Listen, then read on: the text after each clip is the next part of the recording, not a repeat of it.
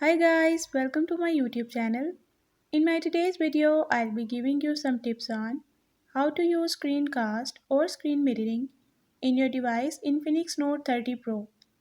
But before we talk about that, don't forget to hit the red subscribe button and the bell icon to stay updated. Now watch this complete video.